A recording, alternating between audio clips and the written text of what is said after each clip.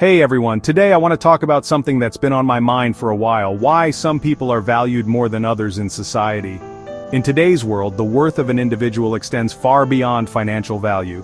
Sure, having money grants privilege and influence, but there's a whole hierarchy out there that determines who's deemed more significant. And this hierarchy shows itself in various ways, through the legal system, social recognition, and even the application of fundamental rights. Let me share a personal experience to illustrate this. There are people out there who have the privilege to claim that my words have caused them alarm, distress, and fear. Their complaints are taken so seriously that the full force of the law comes down on me. I've been forcefully removed from my home, detained with no explanation, and had my personal space ransacked. My belongings, phone, computers, diaries, journals, seized. It wasn't just about taking my stuff, it felt like they were stripping away my personal thoughts and reflections. Now flip the scenario. When I experience alarm, distress, and fear at the hands of these same individuals, there's no equivalent response. My concerns are dismissed, my distress overlooked, and my fear deemed inconsequential.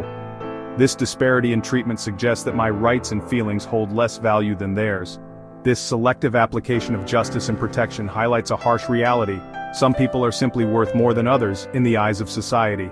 The idea that all individuals are equal under the law is more of an ideal than a reality. In practice, social standing, influence, and the perception of moral superiority dictate whose voices are heard and whose suffering is acknowledged. This creates an environment where certain individuals can weaponize legal and social systems against those deemed lesser. It reinforces a power imbalance that strips people like me of dignity, respect, and basic human rights. The result? Dehumanization of those who don't fit into the privileged category. I'm treated as less than a fourth-class citizen, unworthy of humane treatment. My feelings, aspirations, and fundamental rights become irrelevant compared to those who have societal validation.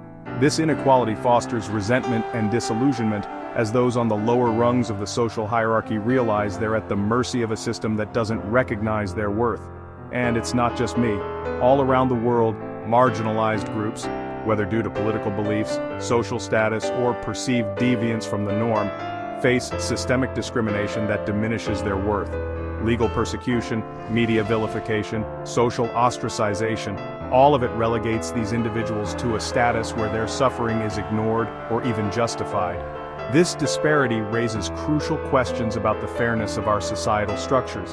If equality is truly a guiding principle, then why do some individuals wield disproportionate influence over legal and social institutions?